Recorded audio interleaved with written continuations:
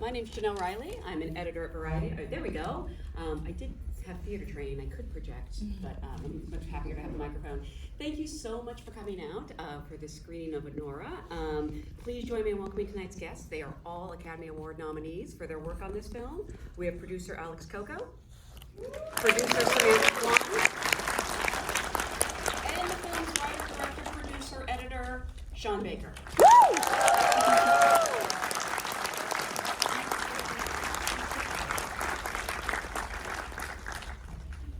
Thank you so much for being here. Congratulations on, I think getting any movie made is an achievement. So congratulations on not just making a movie, but a great one. Oh, thank you. This film, obviously, since it premiered at Cannes, where it won the Palme d'Or, Yeah. That's like your second Palme d'Or, right?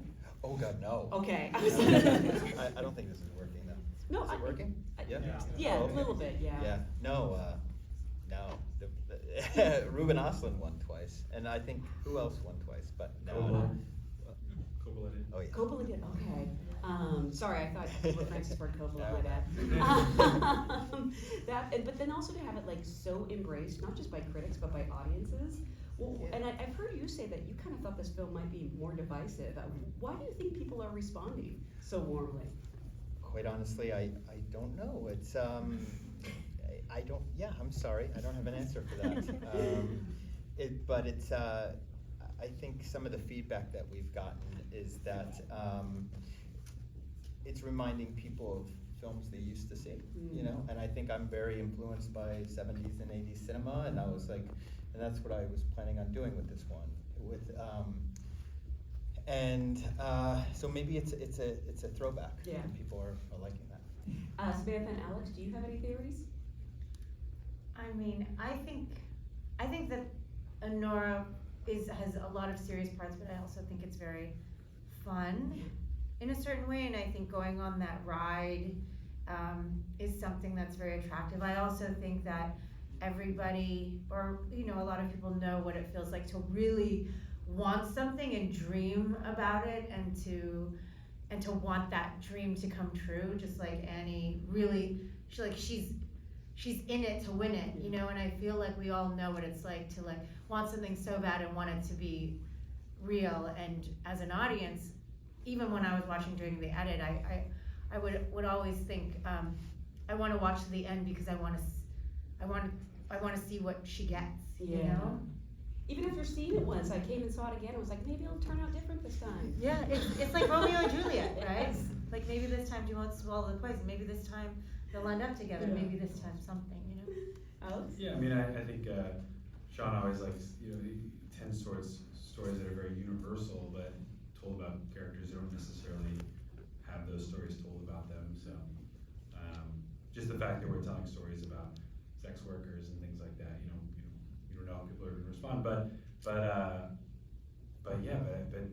Sean's so good at just getting down to the finest point and having people connect with those characters and relate to them, and make them human, and show parts of them that are we can relate to, no matter what you do or your experience in life. So. I mean, you mentioned humanity, which I think is a big part of it, and we get to see these worlds that maybe a lot of us aren't really familiar with. But I'm curious, what sort of interests you in shining a light on characters who might be kind of considered on the fringe of society? It's a film by film basis. I really don't know what I'm tackling next, but I think I think my films are reactions to what I'm not seeing enough of from U.S. film and TV, and it's just like, oh, I don't see enough of these sort of stories that I'm going to try to tell one of them, and so perhaps it's that. And it's important for me to approach subjects that I'm not, especially if I'm not from that world. It's an educational experience for me, number one, to learn more about that world. But then also, it's very important for me in the way that we approach it for the representation to be correct. And I think, and often I see a lot of, for many years, there have been wonderful films about sex workers that show the true empathy, but there are also a lot of films about sex workers that are real caricatures and often use them as a way of a plot device, or perhaps a just total victim in terms of something. You know, a lot of sex workers die in films, and so I think this was the last few films for me have been my reactions to those sort of what I consider not the best representation. I mean, as filmmakers, it seems like you all have, a real affection for the worlds that you create and the people in them. So I'm sure you feel a responsibility to portray them accurately. Do you feel that responsibility, and how does that come into researching and depicting the world of ANORA? Like how did you really get to know this world? Oh yeah, most definitely. I mean, for all of my films, and I really started primarily with Prince of Broadway, which is a film I made in 2007, where I had to it was about undocumented immigrants selling counterfeit goods in the wholesale district of New York, and I had to really immerse myself for almost a year. And I always thought about while we were doing that, I was thinking, if somebody came into my life and said, I want to make a fictional film about you and your life, I would want that person to do it in a respectful and responsible way. And so I took that, yes, I've been taking that very seriously throughout. And we take measures in order to make sure that we're doing it right, bringing consultants on board. For example, with this film, Andrea Warehunt was our chief consultant for the sex work side of things. She's in the film too? No, she's not, but she's a Toronto-based actor, writer, and she wrote a memoir called Modern Whore, which was about her experience as an escort and dancer in her 20s in Toronto. And we thought, this definitely applies to Annie's life. There's lots of similarities here, having read her memoir. And so we reached out to her, and she came on board. She read our script, she gave us notes, and those were invaluable. I mean, they were definitely, we had to hear those things. We had to hear what we should cut and what we should add, and the slang, and little details that you would only know from being a part of that world, you know, inside baseball stuff. So that's how we approach it. With each film, we find a new chief consultant usually, and take it from there. And then we have consultants during production, Yeah. Who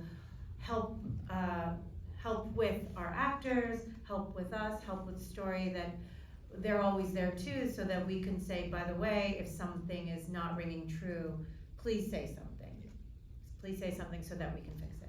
Even on like the day of shooting, Yes. they'll be there? Yes. Definitely. Let's say Sometimes. we're shooting a scene and something's going on, someone says, we're like, what is it? And they say, they would never do that, they would do that, so we'll stop, and then we'll rejigger things until it's right. Even in post-production, like looking for the right music tracks. Yeah. You know, it would be reaching out to our some of our actors who are also dancers and asking them, give us the top couple of songs that would really mean something to dancers in the audience, that they would know, okay, that would only come from somebody from that world. And for example, like Slater's Daddy AF. So that was, it's throughout the whole process. Yeah. Alex, I know this is, you've worked with Sean before, actually on quite a few films, but you were a producer on Red Rocket. So when you hear things like this, that, you know, we're gonna stop and fix it on the day of, as a filmmaker, that probably excites you. How do you feel about that as a producer?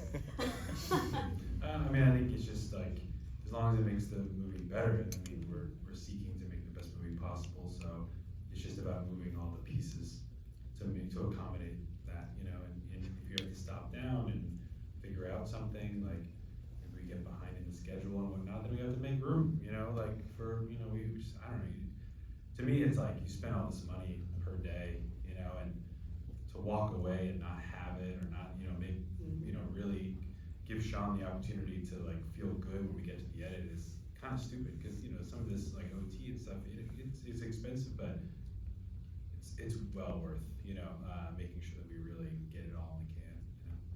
And we love happy accidents, Yeah. and we love serendipity, and the only way for that to happen is to allow that to happen is to be loose. Mm-hmm. You know, like we always say, it's like we're structured 90%, but then 10% is left up to the film gods to give us gifts, and they do. They give us gifts on a daily basis, and we embrace them.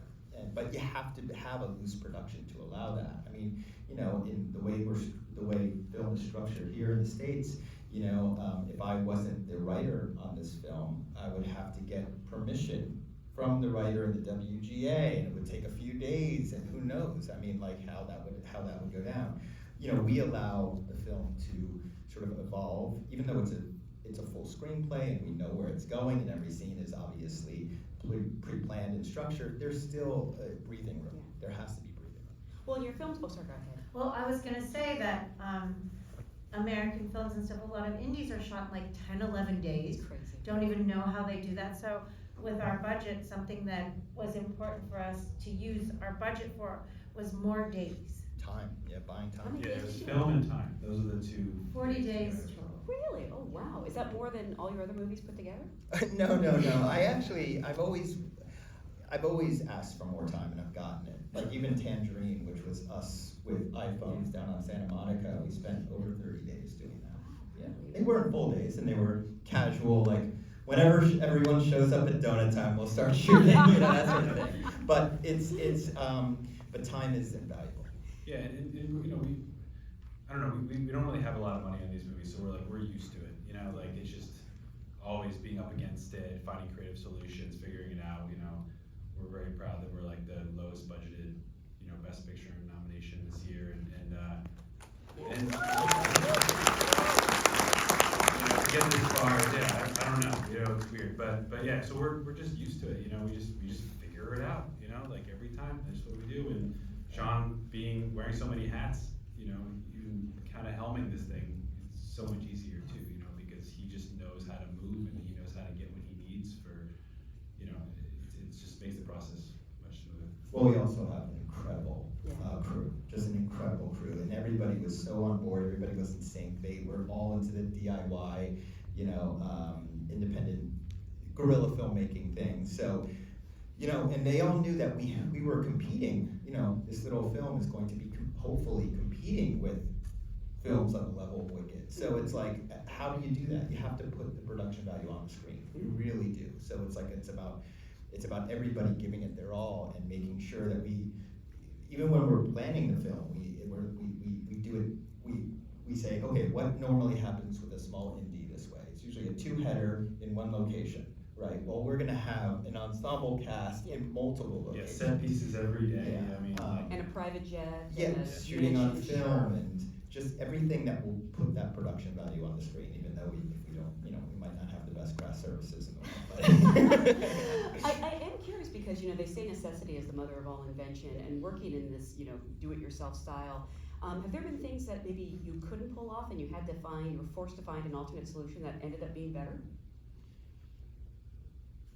I would say on this one, this was the very first time that, I think it was, I can't remember, it was in the editor or he was like looking at the monitor. But Sean had said, this is the very first time that a film looks and feels the way I imagined it in my head, and I didn't have to give things up because we just didn't have enough money. yeah, I mean, in the past, in like Red Rocket, we actually had, in the screenplay of Red Rocket, we actually had that pile up on the highway, scripted. And we were hoping that we would actually be able to shoot that, and halfway through production, Alex had to break it to me. He's like, it's not happening. I went off and I broke a chair in the back. you broke a plastic chair on the patio, smashed it.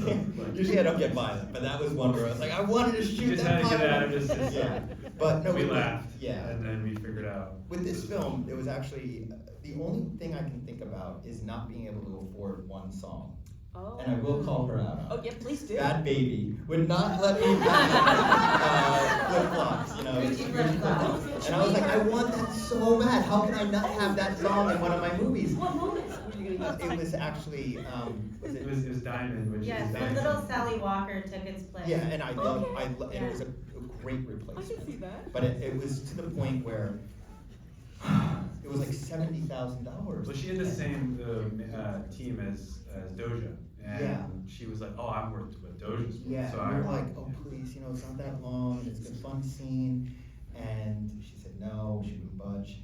And then we got into Cannes. We're like, we got into Cannes, now will you consider it? She's like, even more so why you should pay me $70,000. So I was so upset, like I was sitting at the edit going, guess it's time to drain my freaking bank account. Here we go again, guys. And I was like, Sam, I'm sorry.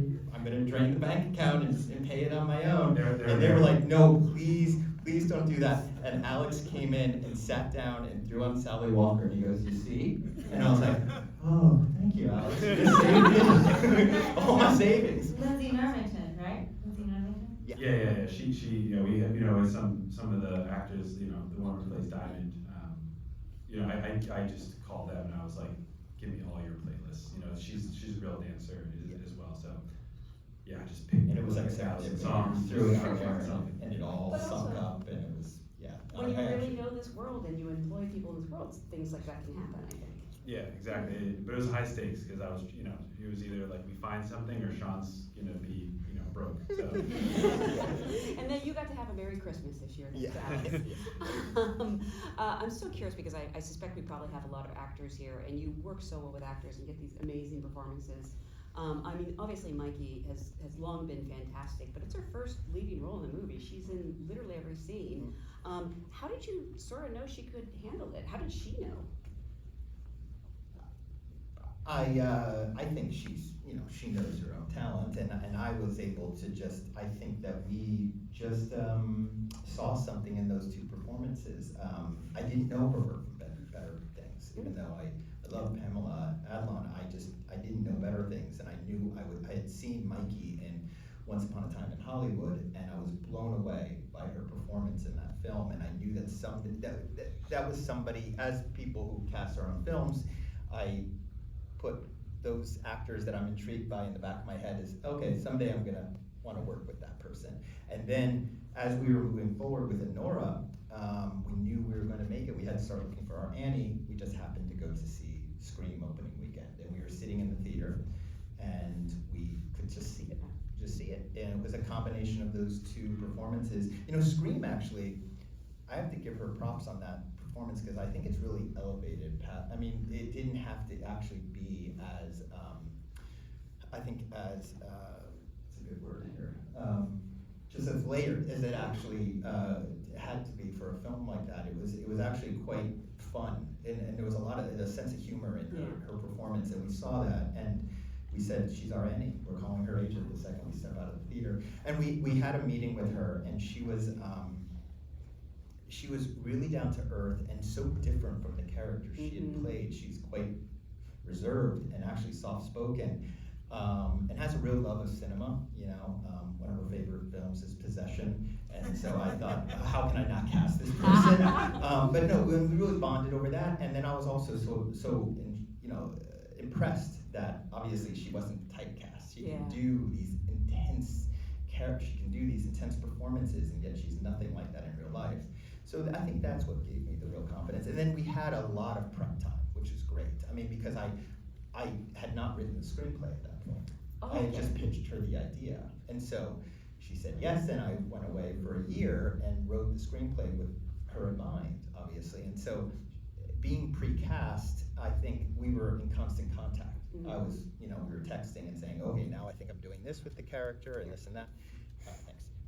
So basically, and then I saw her, all the prep that she was putting into the film. It was really impressive. I had never worked with an actor who went that deep. For months, 4 months out, she was doing pole dancing lessons for that 20 seconds on screen where she's on the pole and doing a physical transformation, but also taking on, she worked with a dialect coach for her Brooklyn accent. She had to learn all those pages of dialogue in Russian, and then just spending time with sex worker consultants and at the club and shadowing dancers. She was incredibly dedicated. It was a gift as a filmmaker to have that sort of acting. I love that you saw her in a horror film, because sometimes horror films get bad reputations, like the acting's bad. But some of the best acting I've ever seen is in horror movies, and they can cast unknowns because the genre is the star. Yeah, and I love genre. Yeah. I love all genres, and I grew up on horror, and I think you might see even some winks to some horror films in this film. For example, when she goes over tries to escape, and Eager grabs her from the door and throws her over the shoulder, and she bites him in the neck. That whole section, that's very Leatherface. That's very Texas Chainsaw right there, you know. So. Would you make a horror film? A straight up horror? You don't look yeah, good unless this we idea. can come up with an I know. idea that is, you know, it's like there's such classics out there. You know, there's Dawn of the Dead, Texas Chainsaw, The Exorcist. I have to come up with a concept that's on that level, or I'm not going to even try. Yeah. I'm sure knowing the internet, someone has recut ANORA as a horror film, so I'll look for that. Because you know, so many people are interested in the acting process, and Samantha, I know you have worked with the actors in the movies. It's a broad question, but if someone is lucky enough to audition for you, to meet for you, is there anything you would want them to know coming into that room, like that, like put them at ease, or what you're looking for, or an essence? I mean, I think something that's just really important is like, you kind of can't be shy, you know? I mean, I think that's one thing. It's one thing if that's the personality of the character, but even then, it's like, I think it's a lot easier to bring someone down, like to say, oh, what you're doing is great, let's just figure out a way to, like, you know, make it more, you know, pinpricky or something, or like, but it's really hard to pull something out of someone. So I think we've had more luck with people who are more extroverted than introverted in that way, for your films anyway. Yeah, and just down for trying stuff. You Yeah. know, I always encourage improvisation. I've been very lucky throughout my career to have all these incredible actors that have had that skill, because not everybody has it, obviously. And then on top of that, just for, you know, we like to have no toxicity on our sets. You know, no diva attitudes. That's the one big thing. You can't bring any diva attitude to our sets, because everybody's on the same page. Everybody is just we're part of a family. We're just trying to have fun and make something together. You know what I mean? There's no reason for any of that. Yeah, and although it's like, it makes getting the budgets we want a little bit harder, you know, with the casting, and it's so exciting to work on, you know, these films.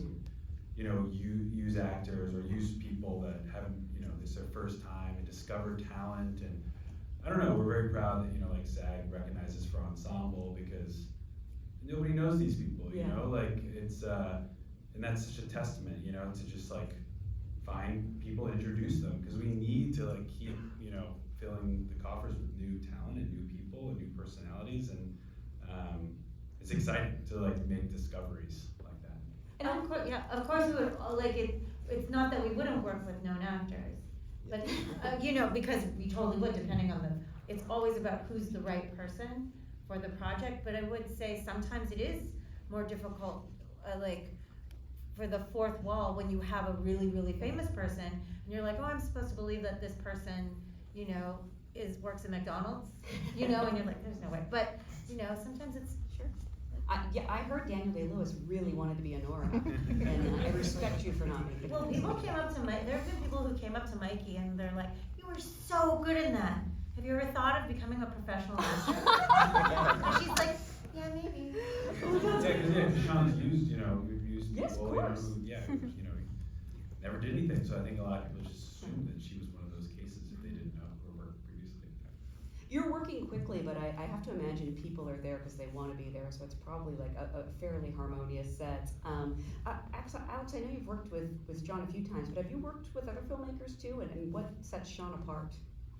I mean, you know, he's a filmmaker through and through. I mean, he knows, you know, working with him on set is just, you know, he's an editor on set, he's a writer on set, he's a director, you know, and I think he really just like kind of sets a tone for everybody, you know, to really just contribute in whatever way, you know, in a multitude of ways, you know, like all the department heads, like everybody is just like trying to get on his level, and you know, there's like no task that's too small, and you know, again, we're working with small budgets and things like that, so we're always trying to, you know, engineer, you know, and figure out, you know, ways to do things that are cheaper, and to figure out how to do something with you know, little, you know, few resources, and it inspires everybody, you know, like everyone works so hard on these sets, you know, because you can feel it when you're working on this. I mean, you know, Sean turned to me like halfway through the production, was like, I think I'm making one of my best films, and you know, it's like we all felt that, you know, just like watching the stuff that we were getting, just watching the actors work every day and watching the footage that we were getting, what Drew was pulling off, you know, our cinematographer, everyone was like, whoa, we're making something really special, you know, and it just motivates everybody just to like really just, you know, work the extra hours and put in, you know, just give everything they could to the film. But Alex does also dabble. I mean, he's being humble. He's produced some wonderful films. Sean Price Williams. Sorry, I'm blanking.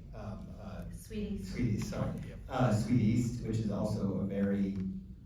It's in the same vein in terms of how we make our films. From what I've heard, you know, very indie filmmaking, very guerrilla, very DIY. One of your 4 individual nominations for Academy Award nominations for this movie was in editing, and I think I heard that you take a long break between filming and editing, like 6 months. I try, and I've been lucky enough to have that luxury for basically my entire career, because it's usually the deadline of the film festival submission that's what is that determines how long I can edit. And in this case, we wrapped, and we wrapped in April of 23, and we knew we were focusing on Cannes, which was May of 24, and so we had a lot of time in our hands. So I was able to take a step back and try to get healthy again, number one, and then also try to get some distance. Yeah. Because I don't watch dailies while we're shooting, and so I really try to almost forget what we shot, and so that I get back. When I start editing, I edit in chronological order. I don't do an assemble. I just start from the beginning and make this thing work, hopefully. And so it's I think it's just part of the process. I have to be able to be as objective as possible and disciplined as possible in the edit. I really have to take that time off. Yeah, and nobody touches the edit, you know, like we don't have an AE doing an assembly, we don't have somebody, you know, like working while we're shooting or just after we wrap or nothing.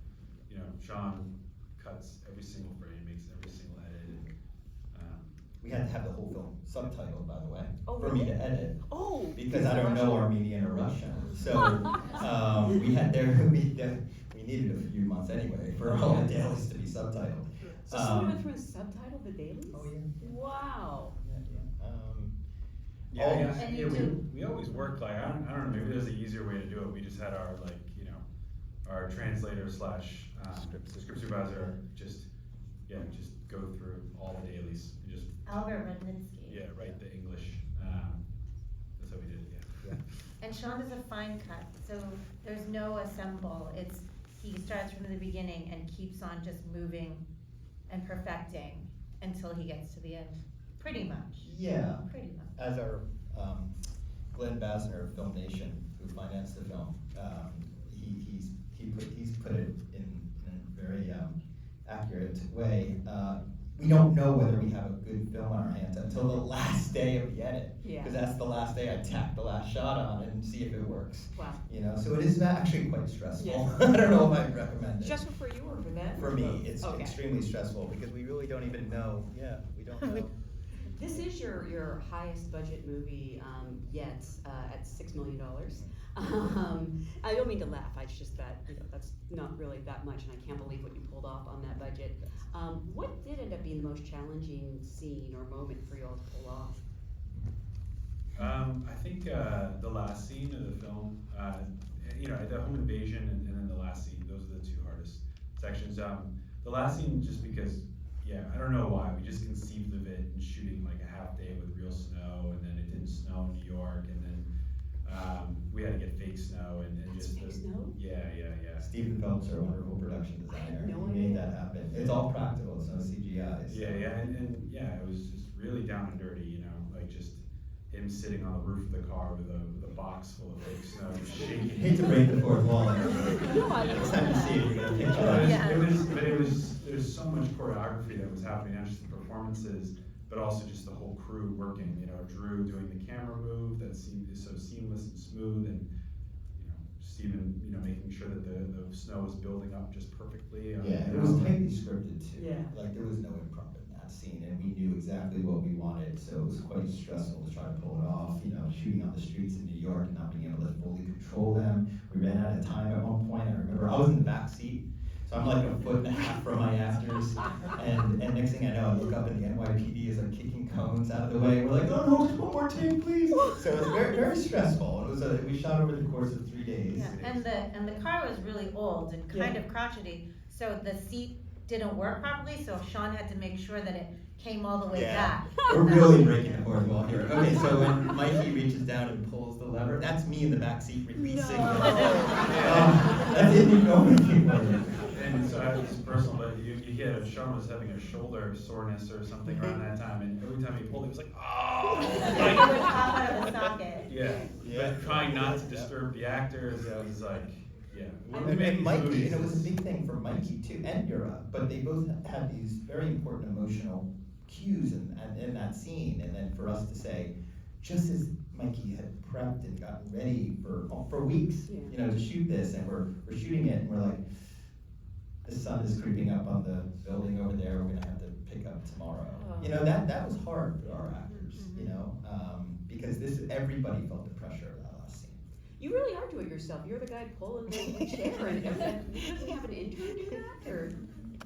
Actually, it was nice. It was me in the car with Yura and Mikey, and basically Drew halfway in the car with the camera, and that we liked that intimacy actually, because we were really able to focus on it, and we had approximately 8 takes or 10 takes of that last shot, and I remember for the take that we used in the film, I remember feeling it in the moment that we got it, because as I heard her start to cry, I looked away from the monitor that I was holding, and I looked up and over the seat, and I saw her give that one single tear drop, and I just thought, oh my God, I can't believe that just happened, and I knew it then.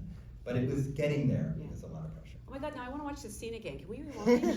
That's possible, right? Yeah? No? Okay. Well, the good news is this movie is still in theaters.